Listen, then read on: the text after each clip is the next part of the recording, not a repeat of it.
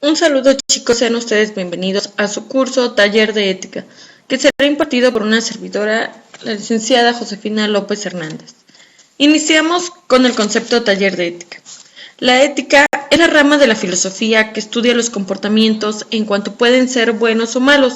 Tiene como centro de atención las acciones humanas y aquellos aspectos de las mismas que se relacionan con el bien, la virtud, el deber, la felicidad y la vida realizada.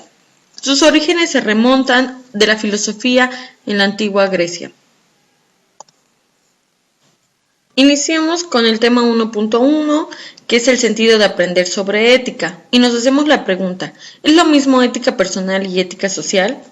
Se dice que la ética se enfoca sobre el individuo, porque solo el individuo es verdaderamente personal, ya que a través de la ética la persona entiende y se guía de aquello que está bien o mal moralmente.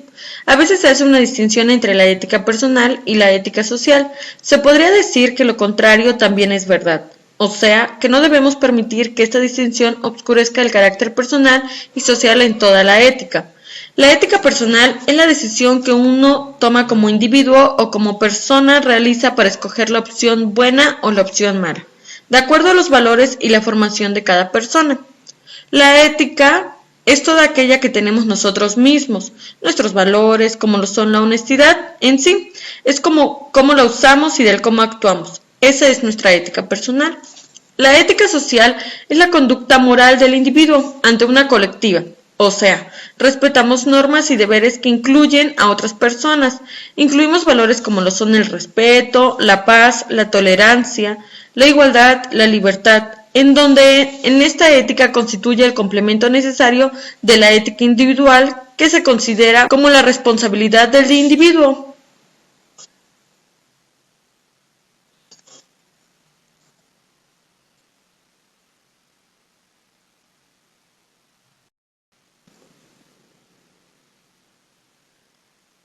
Hacemos la comparación de la ética en el aspecto académico. Decimos que la ética es un sujeto filosófico que trata con el comportamiento correcto humano y las reglas de moralidad. El comportamiento ético realmente tiene la gran importancia en nuestras vidas. Puede esto ser en una oficina, en casa, en el colegio. Es decir, ellos esperan que uno se comporte como en el lugar en donde está. Las reglas de principios básicos de comportamiento tienen que ser seguidas en todos los sectores. En la academia también esperan a estudiantes o investigadores para comportarse limpiamente y francamente hacia otros. Ahora, el comportamiento ético para un ciudadano es comportarse acorde a los cánones y costumbres impuestos por la propia sociedad en que se vive, para así poder vivir en una mejor sociedad, en donde todos seamos miembros de ella y en donde nadie diste de otra persona y perjudique para así poder ejercer el derecho de ciudadano. Se dice que nosotros nos convertimos en ciudadanos una vez que cumplimos la mayoría de edad. Ahí es cuando nosotros hacemos el ejercicio de la ciudadanía y toman en cuenta nuestra opinión cuando se elige a un mandatario o toman decisiones en nuestra comunidad.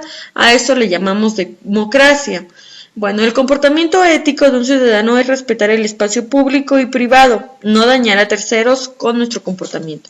Por ejemplo, hoy se imprimen en los periódicos editoriales que hace apenas un par de décadas hubieran sido indispensables.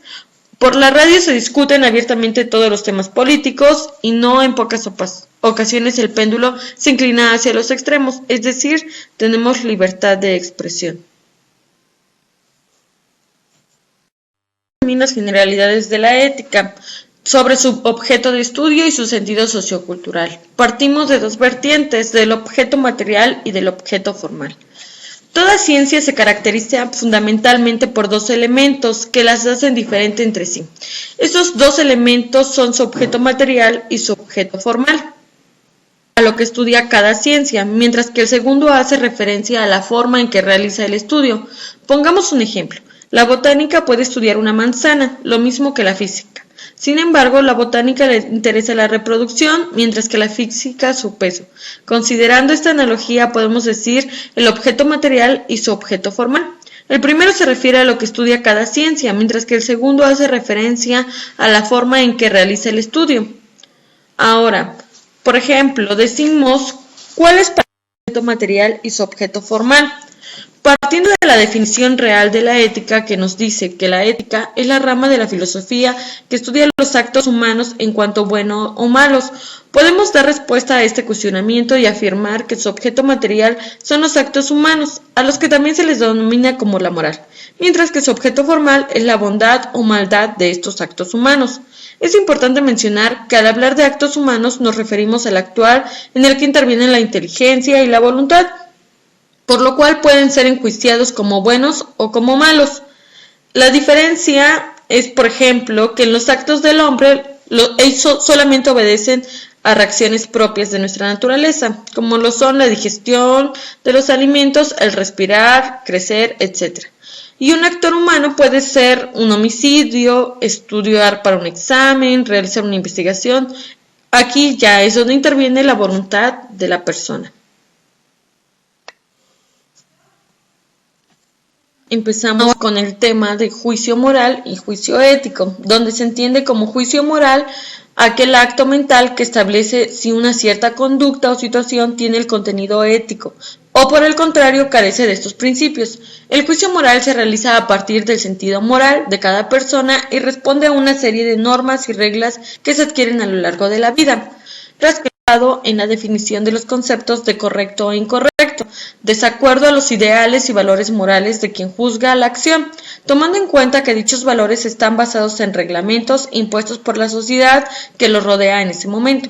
Es decir, así concluimos que el juicio moral son las decisiones que toma un individuo basados en la experiencia de la vida diaria, mientras que el juicio ético está fomentado por las normas impuestas por la sociedad y complementados por los valores adquiridos con el tiempo. Encontramos lo que son los valores éticos. Y bueno, podemos decir que hay muchos valores, pero hay 4 que nos rigen o que son los fundamentales, que podría decirse son el cimiento de la educación de las personas entre ellas mismas. Estos valores los tenemos muy arraigados dentro de nuestra conciencia y actuar. Cuando se habla de algo fundamental, se habla de algo sin lo cual no se podría seguir. Así de importante tienen estos valores. Bueno, empezamos con nuestro primer valor, que es la justicia, el cual se define como el valor ético, como la cualidad de dar a cada quien lo que por derecho le corresponde, sea bueno o sea malo. La justicia es ciega, esto quiere decir que no mira a quien se juzga, de esta manera no habrá parcialidad al momento de dar el merecido a una persona. El segundo valor es la libertad, que se define como la cualidad de cualquier ser humano a elegir su destino, a decidir por sí mismo sobre sus propios actos, es decir, eres libre cuando nadie más decide por ti. Algo importante a acotar sobre la libertad es que así como eres libre para elegir tus actos, asimismo debes de hacerte responsable de las consecuencias de dichos actos. Caso contrario, estarías cayendo en libertinaje, el no asumir las consecuencias de tus actos. El tercer valor es la responsabilidad, que es la facultad humana de asumir las consecuencias de tus propios actos, es cumplir con las obligaciones contraídas, ya sea por medio de un contrato legal o, más importante aún, por la palabra dada a una persona. Ser responsable es cumplir siempre con los deberes contraídos, aunque estos no sean del todo cómodos.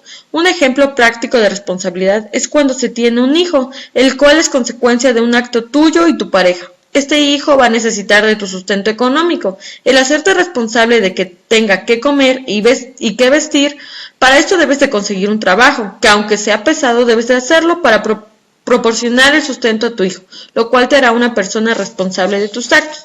Y por último, encontramos el valor de la verdad, que la palabra verdad se usa mucho para referirse a una persona honesta, sincera y de buena fe, una persona en la que puedes confiar. La verdad es lo que se define como real de lo falso.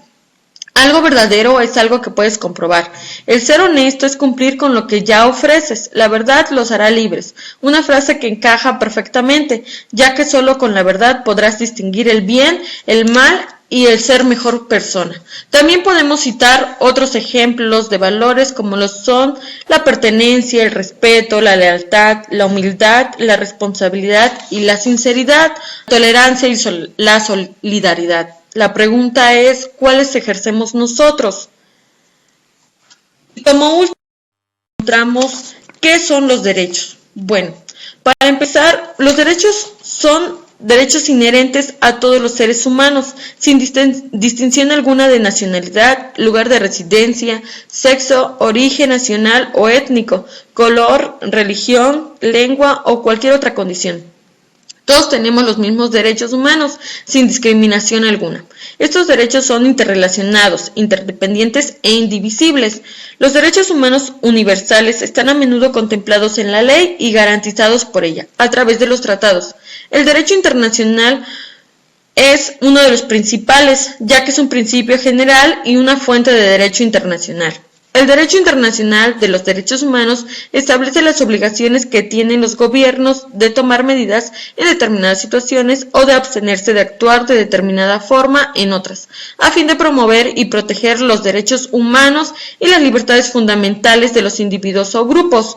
Es importante entender un poco más acerca de los universales inalienables. El principio de los universales de los derechos humanos es la piedra angular del derecho internacional de los derechos humanos. Este principio, tal como se destacaba inicialmente en la Declaración Universal de Derechos Humanos, se ha reiterado en numerosos convenios. Ahora bien, entendemos también que también tenemos derechos y tenemos obligaciones, y es importante citar qué es un derecho y qué es una obligación. Los derechos humanos incluyen tanto derechos como obligaciones. Los estados asumen las obligaciones y los deberes en virtud al derecho internacional de respetar, proteger y realizar los derechos humanos. La obligación de respetarlos significa que los estados deben abstenerse de interferir en el disfrute de los derechos humanos o de limitarlos. La obligación es proteger y exige también a los estados que impidan los abusos a los derechos humanos contra individuos y grupos. La obligación de realizarlos significa que los estados deben adoptar medidas positivas para facilitar el disfrute de los derechos humanos básicos. Bueno, esto ha sido todo por parte de una servidora. Espero que si tuvieran alguna duda, comunicarse al correo institucional o bien a los teléfonos que aparecen en su página principal. Bueno, de consulta donde ustedes pueden encontrar el material aquí expuesto. Para cualquier duda queda a sus órdenes.